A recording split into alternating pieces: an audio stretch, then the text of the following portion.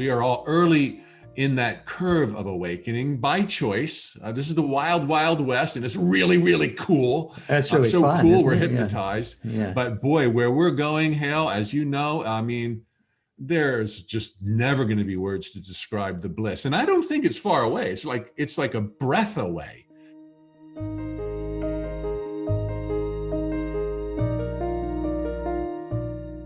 Welcome to Letting Go and the Greatest Secret, where we explore the end of suffering and the beginning of lasting happiness. I'm Hale Dwoskin, and today we'll be meeting with Mike Dooley, who is a featured teacher along with me in Rhonda Byrne's book and movie, The Secret. Mike is also a New York Times best-selling author with 17 books. He's presented worldwide on life, dreams, and happiness. And over 900,000 people receive his daily email called Notes from the Universe.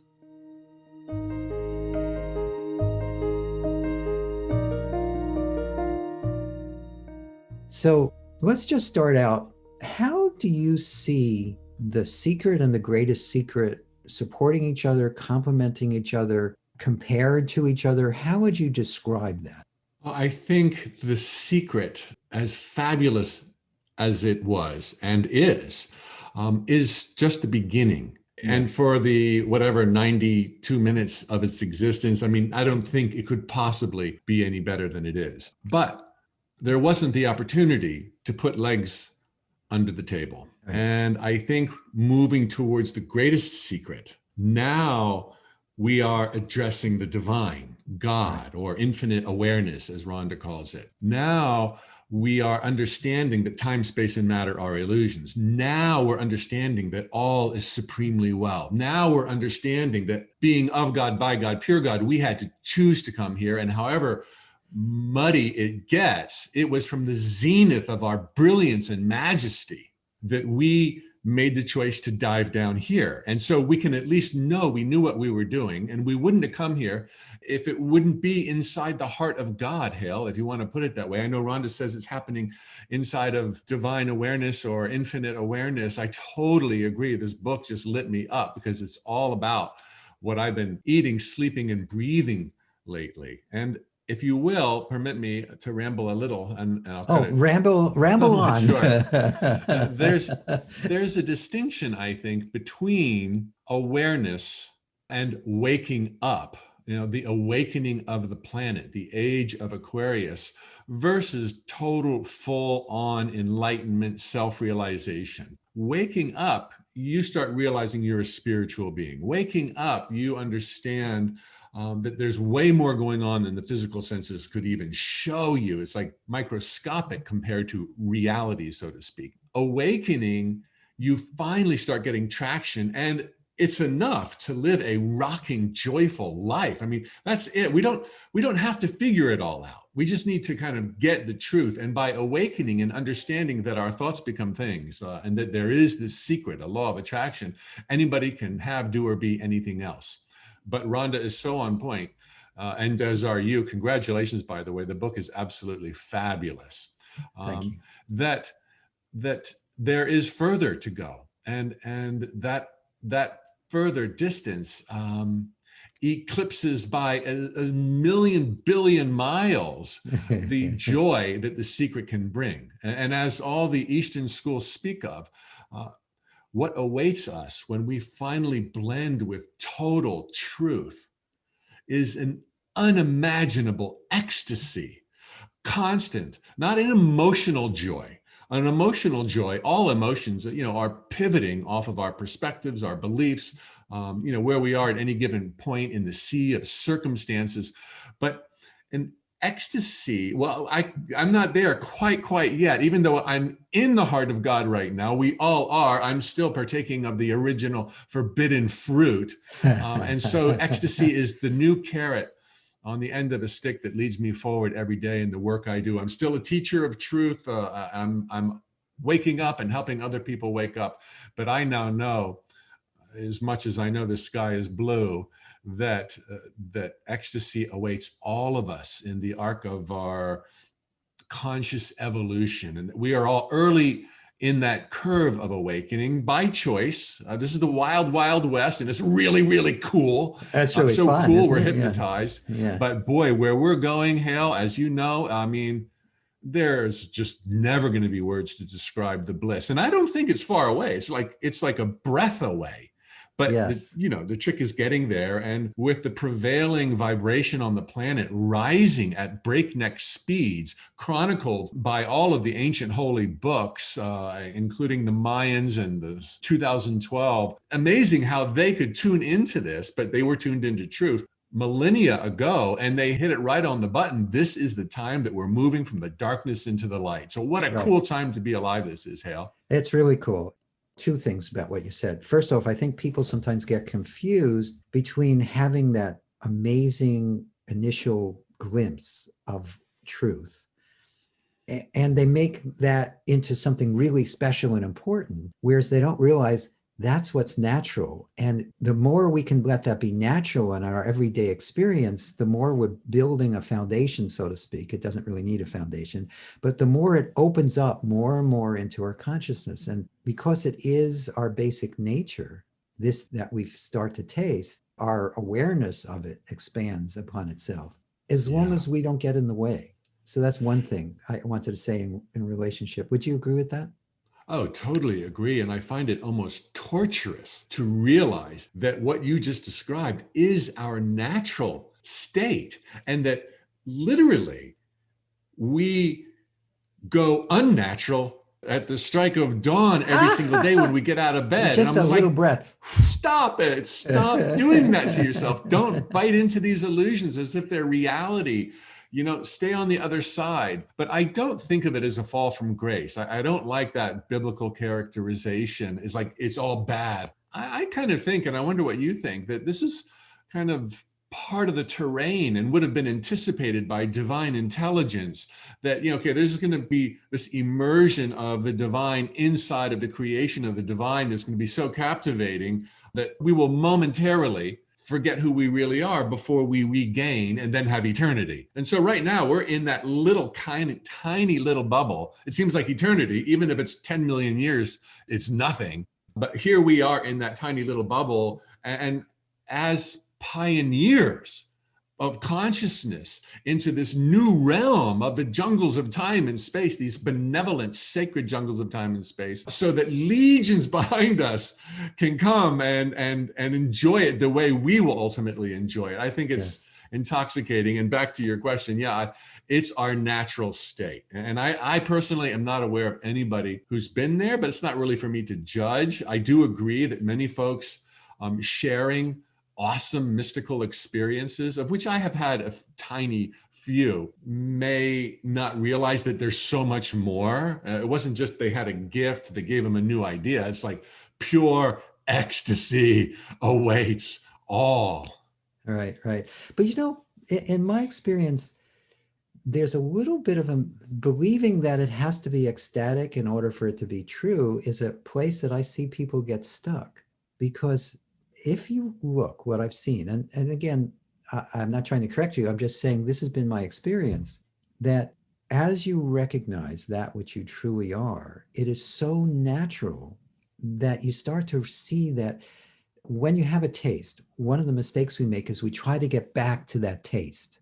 But if you look in this moment to see what's the same in this moment as then, you start to see that background is still, that background is aware, that background is already whole, complete, and enough, and motionless, boundless, timeless, spaceless. And it opens to you more and more the more you recognize its naturalness and you pay attention. And because you don't have to go anywhere to get this, because you already are this. And I like to remind people of that, because otherwise they think, well, I'm not experiencing ecstasy this moment, I must not be there. But it's not a there, it's a here. And it's natural. The body, I think, would fry.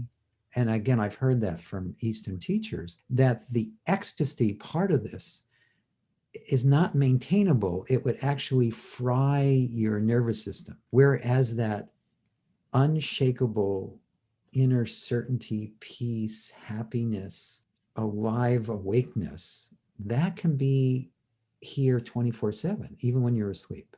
Yeah, I totally agree with you, and I know what you're saying. And I am definitely not talking about like a human joy, which Right. so it's hard to differentiate. It's like divine love. It's just like on all the time. And I'm Yes. sure we could not handle total ecstasy the way I was describing it all the time. But yet there would be this subtle ecstasy. And I Yes. Well, read, that's been my experience. There's this subtle, even when there's crisis going on around you, and this is something that everyone listening to this can have right now. This is oh something yes. that's what you should be looking forward to, is being able to have things not go your way and you're still unshakably happy.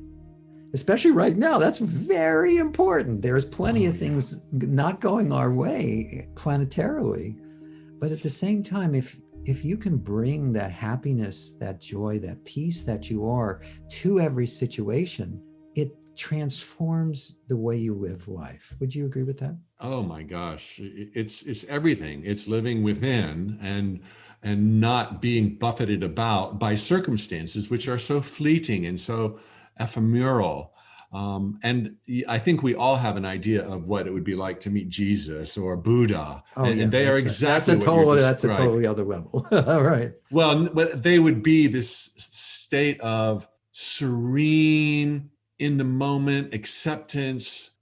I would still say a subtle bliss, but it wouldn't show up like, oh boy, am I happy today. Right, I right. read something in the Bible, and I'm not a Bible reader. I'm not Uh-huh. religious in any way, shape, or form. I think spirituality is a different thing than religion.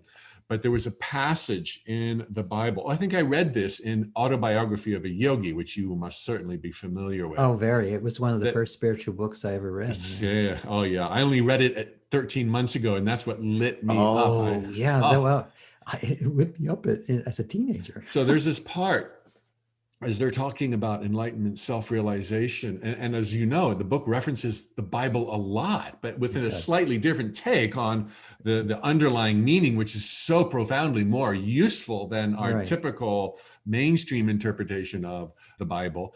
And apparently, this is unprepared, so I don't want to butcher it too much, but Jesus and some disciples were walking towards a city, and there was a bunch of, really crazed fans like, hallelujah, praise the Lord, Jesus is walking amongst us. And some of his disciples were really put off by this overt display of enthusiasm, and they were like, Jesus, shouldn't you temper them, shouldn't you tone them down? And Jesus said something to the effect, and this is biblical scripture, said, if I were to tone them down, then even the rocks beneath their feet would sing out in praise. And this was saying this ecstasy, which is so not the right word, but there is no word that's going to come close to it. It's certainly not an emotion. This vibration of just like of bliss, of serenity, of just exists in every vibrating atom. Every rock, every table, every computer, every moth, every ant, every cell in your body, my body, a listener's body right now is vibrating a supreme bliss. That's our natural state. And it's not joy, it's not jump up and down, I'm so excited to be alive. It's just this like total acceptance, total awareness of love, only love, not a conditional love, and that all could not possibly be better. I mean, it does boggle my mind. I know I don't want to argue for limitations, but I feel like there's places a brain can't go, like, the origins of God, or how does divine mind process awareness? Because we know it's pure awareness, because we process it on a linear timeline. So one thought leads to another thought. When there's no linear timeline and it's all how I don't know how. And this is same with the concept and truth of ecstasy and bliss, born of true enlightenment, born of an immersion in truth and no false anything. Mhm. What are your thoughts on like the origin of the origin of the origin, or trying to put into words some of these concepts? Isn't it? It's a fun little challenge. It is a fun challenge, but to me, the challenge is, and what I've been exploring since my teenage years, but certainly since I started doing the Sedona method in my early 20s is that two things I like to explore. One is, what am I really that's the most simple, the most natural, the most pure, and that's the same in all. Just like you said, in all creation, but also in all human beings, there's something we all share that we don't usually pay attention to. And in Rhonda's book, she describes it as awareness. And without that awareness that we are, there is no experiencing. None. It's the root of all experiencing. It's the root of all, whether we would label it as positive and negative, it doesn't matter. And the side effect is just this unqualified happiness, this unqualified love, this unqualified peace, this unqualified acceptance. And the other thing I have been exploring all this time is that the only reason that we don't experience it continuously is we get distracted by our thoughts, our feelings, our beliefs, our tendencies, our ideas, our memories, all the stuff that the mind throws up into awareness that we've habituated into studying that as opposed to studying what's actually here. And so it's been fascinating to give people ways to let go of that excess baggage and help them also join me in becoming more aware of that which they truly are. Yeah. So it's a lot of fun. It's really a lot of fun. And it sounds like you've been doing a similar thing. Oh yeah, I've been aware of the legs that needed to be put under the table, and not in reference to The Secret, but just to paint as full a picture and as convincing a picture to my readers or my audiences as possible. And so I've got some meditations, I've got some guided visualizations, I've got things like that as well, because you said it, we're hypnotized, we're distracted. That pulls us out of truth. We believe things that aren't true. We think circumstances or life are happening to us, not realizing we're happening to life. Right. We came first, and so boom, Bob's your uncle, and we've got lions and tigers and bears. Right. You're so enthusiastic, and I love the way you express things. It's very creative, very creative. Well, thank you, Hale. Hey, do you have an exploration that we can do and share with the people listening? Yeah, I do. Okay, so before we do that, we're going to take a quick break, and then we'll come back and we'll do this exploration.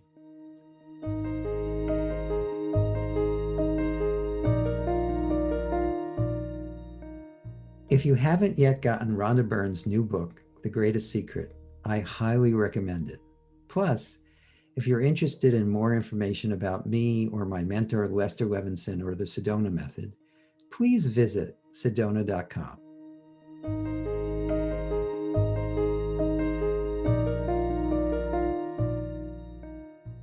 So welcome back, everyone, and let's enjoy the process we're about to be taking through. I can't wait. Sure. This is going to be fun for me too. I call this being inside of the moment. So I'd like to ask those listening right now to just relax, a couple of deep breaths, take it easy, in and out. And then with your eyes open, I'm assuming you have vision. If not, whatever faculty suits you the best, I want you to absorb and take in your surroundings. I want you to notice colors out the window, colors on the wall. I want you to notice objects on your desk, on the floor, textures, vibrancy. Do you have plants near you? Just soak in visually absolutely everything that's around you. Go ahead and do that.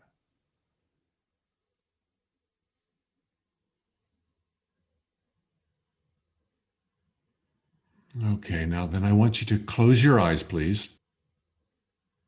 And I want you to smell. I want you to take long, slow breaths. and think about what's there. Now, if you're in a room you've been in a lot, you're desensitized. But if I were to show up, I'd smell something. What's there? I want you to smell it like you've never smelt it before. Take in any and all aromas: coffee, dust, paint, pets. Go ahead.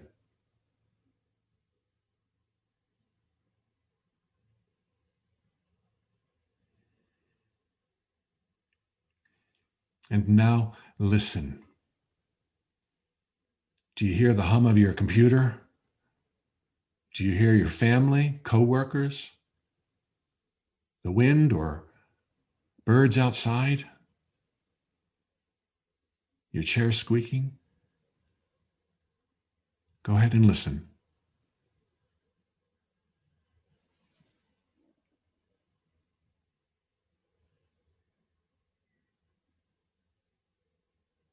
And now I want you to feel.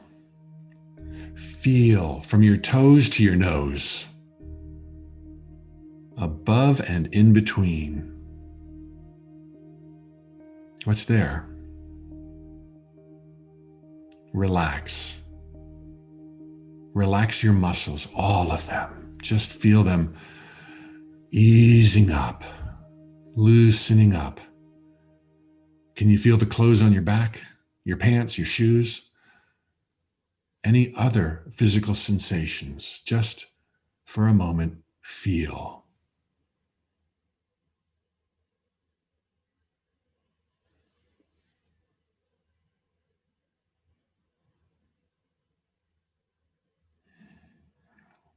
Okay, now I want you to simply be. Just be. You can open your eyes, you can close your eyes. Don't worry if there's noise or distractions. That's part of what's going on right now. I want you to be where you are now. Be here now. You've got no assignments. There's nothing you're supposed to do. Things aren't supposed to be quiet. They aren't supposed to be noisy. They are what they are. Be in this moment, this precious, fleeting, eternal moment. Can you feel it literally? Can you feel the moment? Total stillness. Quiet your mind. Let there be a blending of your awareness with divine awareness. You're everywhere. You're always at once. Hear it all, feel it all, see it all, be it all. The delicious world around you. It's holding you safe and secure. This is where your power is. Your power is in the present moment. Be there. Feel it. Pulsing. Calm. Easy. We have brought our awareness from observation, everything around us, to an inner stillness. This inner stillness is always there. It's who you really are. Pure awareness. Totally divine. Go here in times of trouble. Return to this place. Begin by absorbing your environment and then stilling your thoughts into this present precious moment. It's always there. You're always loved. It's always easy. You saw how we did it together.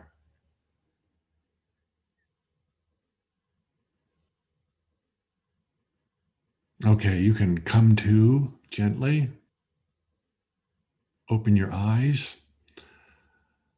And with a little bit of a practice, a little bit of experience, I have found that if I just will it, just intention, and it doesn't matter if there's noise or distractions, if I just okay, here now, be here now. Your eyes can be open. It can be closed.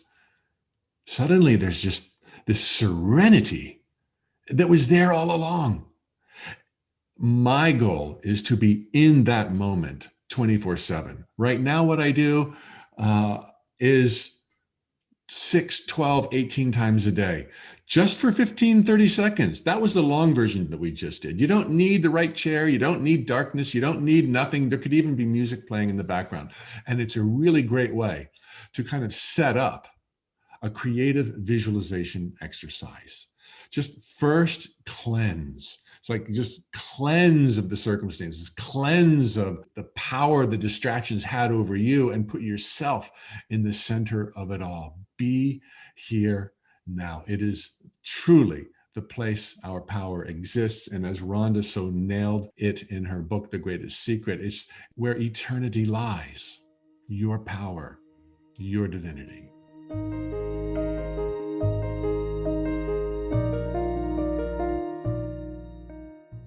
As Rhonda put it, that we are awareness, and everyone is the same awareness. A similar way of looking at this is to realize that everyone is pure God. God is pouring through us the same quality and dispensation, if you will. And we, with our personalities and our baggage and our gifts and our blessings, we become lenses, like a prism, if you will, and no two are quite the same. It's all pure God pouring through you, Hale, and pouring through me, and pouring through absolutely everyone. The exact same stuff, but it shows up differently based on the lens that is the product of our distance from truth, limiting beliefs, conflicting thoughts, desires. I want to go here, I want to go there. You can't do both. But if I don't acknowledge and realize that I'm in conflict, it pulls me out of that moment and distracts me, as you so well put, from God. And I've just love this idea that it's the same quality, the same. There isn't a personality. Our personalities are a function of our junction, the junction of thoughts, beliefs, confusion.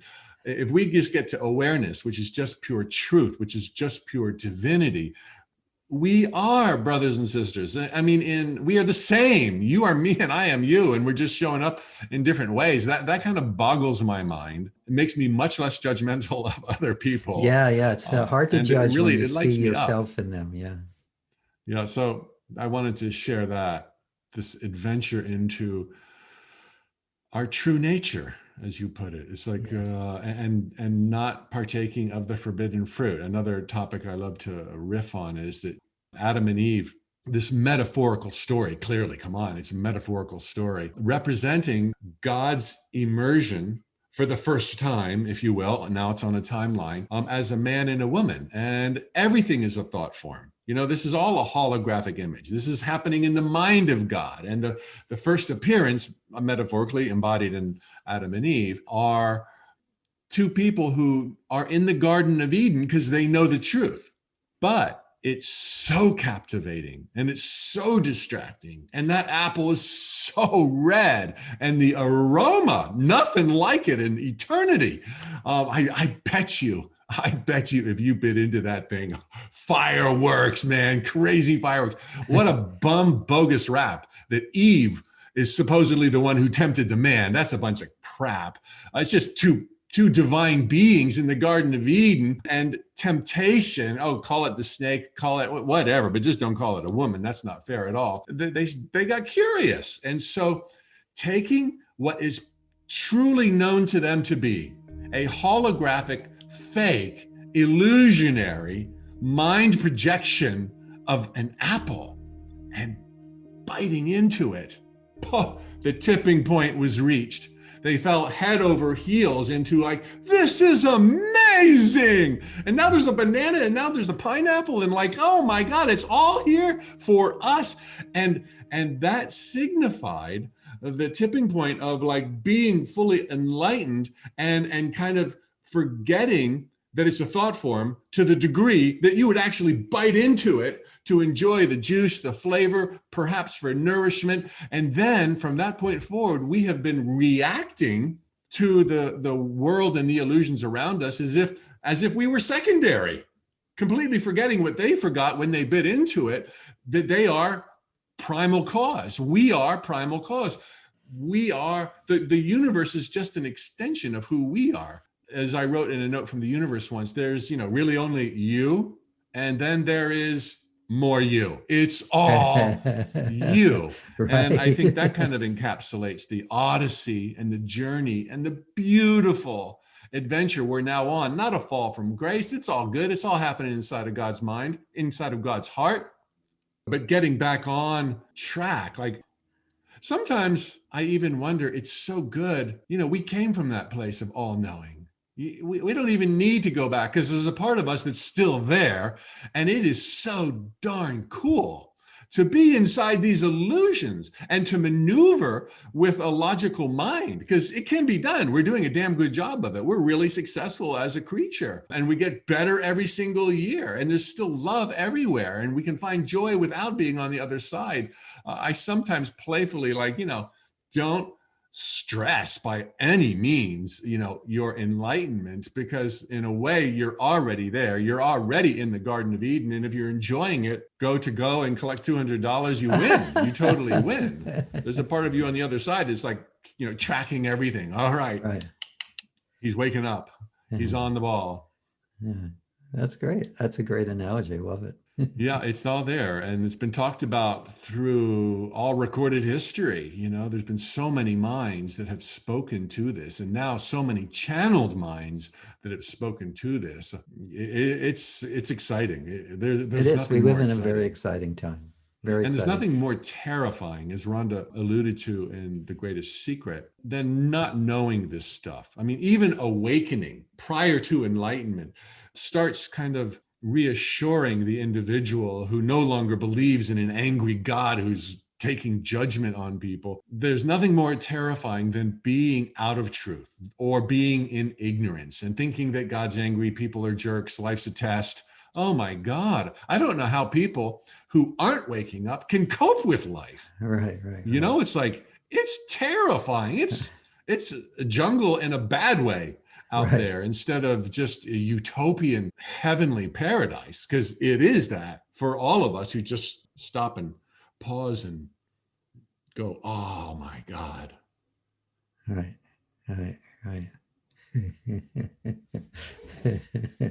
Actually, that's probably a good place to leave people with, oh my God. Oh my God. Wow, that is, it is. I'm sure that's the sentiment as the veils are lifted, like, oh, shiver me timbers. Oh my God. So beautiful. Just in case, is there anything else you wanted to add before we bring it to a close? One thought that I've always gravitated towards, and I think maybe I have spoke to a little bit in this time with you, Hale, and that is, again, you said it, our natural state is the serene bliss. Maybe call it ecstasy, maybe call it something else. The only difference in being in that state or not boils down to something is being misunderstood. Always, there's some aberration of truth. Something is being missed, and that trickles down into every facet of our lives. And so I tell audiences, ultimately one day there will be only this serene ecstasy in your being. And until then, hallelujah and thank you, Jesus. I mean that kind of playfully, for every frickin' lion, tiger, and bear in our lives. Because without challenges, the universe once wrote, how else would we know we were missing something? Yes. And if you're missing something and you're a true life adventurer, goodness gracious, you want to know what that thing is. I mean, it's nice to be ignorant and bliss, but that's never permanent. You're going down. And so if you realize that every little hiccup, setback, and too often people judge experiences to be a setback, but every time you feel an unpleasant emotion, it's because you're missing something. And there's another way that you could be looking at it, and with more truth, the pain and the discomfort will go away, and you will ascend to your rightful place on the throne, knowing who you really are, where you really are, and that all is supremely well. And so I think our journey here in these sacred jungles of time and space is a journey from truth, through truth, to truth, where we had it all and we voluntarily let it go just to see what would happen and see where we'd go, safely in the palm of God's hand, although we wouldn't know it, to gently and carefully and playfully put the pieces of the puzzle back together. And even before the puzzle gets put back together, there's infinite room for joy and happiness and deliberate manifestations, using the law of attraction and all those other things. It's like, wow. I constantly think, and this is like, not impressive, but I constantly in awe of the mind-boggling scope of the nature of the physical universe. And I know nothing of the physical universe, only other than what my physical senses tell me. But the physical senses tell me that there's 100 million species on planet Earth. The physical senses tell me that there's this physical universe of 100 billion stars. Our scientists speculate that there are more physical universes, alternate realities, dimensions where neither time, space exists, and yet it all plays together. It's all this one symphony. It's all this unending magnificence. Even the physical laws and properties and behaviors, whether it's of a quirk or of a cardinal in your bird feeder in the backyard, or it's just, how could divine mind have ever grasped? How could it be so vast? How could it be so spectacular? How could it be, period? And yet here we are. Right. Here we are. And it's like such a gift. And it's so amazing. And it's so exciting. And it's eternal. And it's forever. And we don't have to do anything other than just be like, be here now to taste and drink from this fountain of youth and beauty. And it's just so beautiful and so wonderful. And there's like only good and there's nothing bad. And the good just scratches the surface. There's so much more. It's like, that's something to think about during your next visualization, next meditation. Yeah, that's wonderful. Perfect. Well, I thank you so much, Hale, for this opportunity. It's been an honor. You're a legend. My hat's off to you. And keep on shining your light and helping all of us with your piercing insights and your love. It's really remarkable.